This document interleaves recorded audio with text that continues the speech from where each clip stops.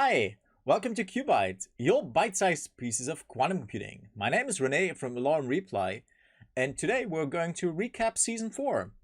And since I'm recording this actually right now when there's the so-called holiday season, well, I don't have a Santa hat or anything like this today for you, but I have something, a special thing, which a few of you haven't seen before, a so-called Räuchermännchen, which you can see here in the background.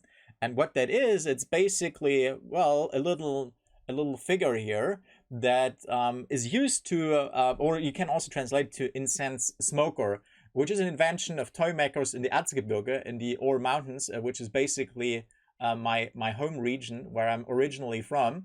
And well, they make these Räuchermännchens or Räuchermänner, and basically you put an incense cone in here. As you can see, it's right now burning one here.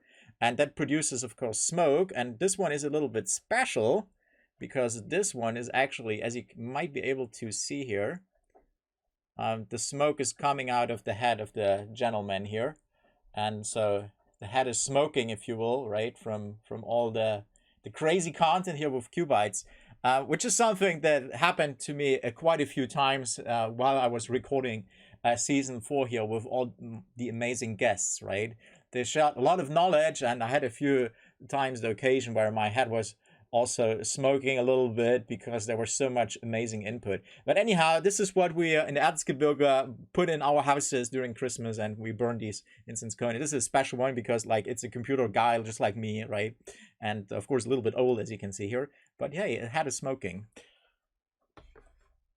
So while we talk about the recap of Season 4, he will sit there in the background and smoke his head a little bit. But anyhow, like I said, you know, we had a lot of amazing guests, and I learned a lot, and I hope you also learned as much as I did. And it was a valuable time for you as it was for me, right? For example, we started Season 4, Episode 1 with Johannes Oberreuter when we talked about quantum machine learning, in particular for image classification. And he was telling us about his hybrid approach there and, you know, the immense potential it already has currently, even with the limited amount of qubits we have with the real quantum computing hardware, right? After that, we talked with Vincent van Wingerden from Microsoft about Microsoft's quantum kata's and his contribution to it, because he's very much involved in it, and he talked to us about the Microsoft quantum kata's, an amazing way to actually learn Q# and QDK. So if you're interested in that, make sure to check out the quantum kata's there if you want to learn Q# and QDK. And then in Episode 3 of Season 4, we covered approachable quantum algorithmic design with Yuval Boger from Classic. And he explained to us how to make quantum computing more approachable, not just for quantum scientists, and also how to find the most optimal quantum algorithm semi-automatically, which is pretty impressive, right?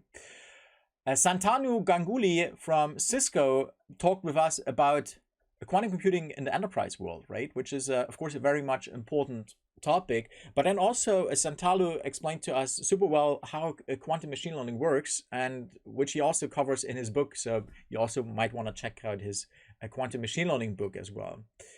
And then we had an episode about quantum computing for life sciences and pharma, where I had the pleasure to talk with Ivan Ostojic from McKinsey. And that was a great conversation where we covered all the field there. And also he hinted at there's a lot of hype in the current market right now, and that might result in, you know, wrong predictions, basically. And he basically said, hey, be a little bit cautious with that. And it was a great conversation for sure, and something you definitely want to check out. In Episode 6, we continued our quantum algorithm design topic, and we talked about how to best deal with the complexity of quantum computing and quantum algorithmic design. And I talked with Professor Robert Wille there, and he explained that topic really, really well. And then with Denise Ruffner, I talked about scalable quantum computing and the unique approach they're using at the company Denise works for. And an even more important topic we also covered, which is near and dear to my heart, about diversity in quantum computing, right? And Denise talked with us about the Women in Quantum initiative, which she is leading. And that was a great conversation as well. So definitely all check them out. in general, check them all out, of course, right? Then we talked about the BMW Quantum Computing Challenge with Dr. Marine Pigneur. And she continued that QML conversation I started with Johannes and also had with Santanu. And Marine really explained beautifully how and why quantum machine learning actually works so well, leveraging superposition for representing the states you have in a neural network for the weights and whatnot, how you can represent it with this hybrid approach where you inject a quantum layer. And she explained it beautifully. And also, of course, talking about that actually BMW Quantum Challenge, she also explained to us what they built there and the, in fact, remarkable results they already achieved. So again, check it out.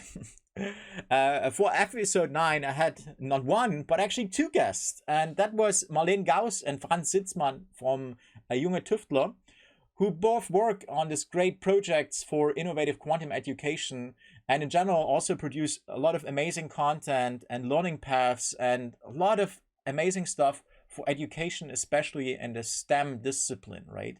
And currently they're focusing on their Quantum 101 project aimed at children and teenagers to get them excited and educated about quantum computing, right? So how can we basically enable the next generation? And they built some amazing content there, as well as some experiments and amazing things. You can actually try out quantum computing without actually having to build a real quantum computer.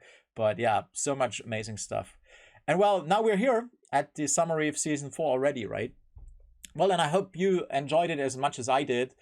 For me, I can tell you it's always a big pleasure to host all these amazing guests and, to talk all with them and to pick their brain, right? And get all the insights and get all the knowledge transferred. And I hope you also got something out of that.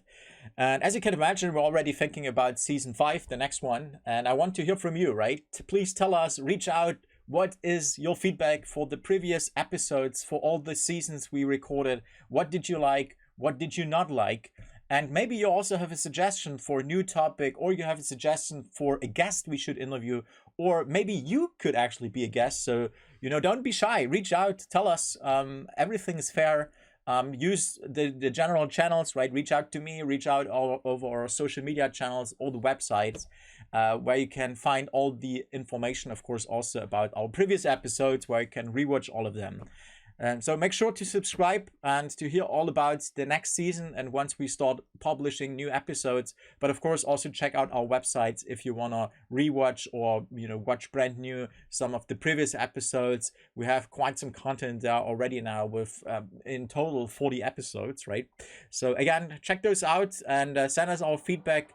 I hope you enjoyed it as much as I did. Stay well, stay safe, and thank you so much for joining us. Bye-bye.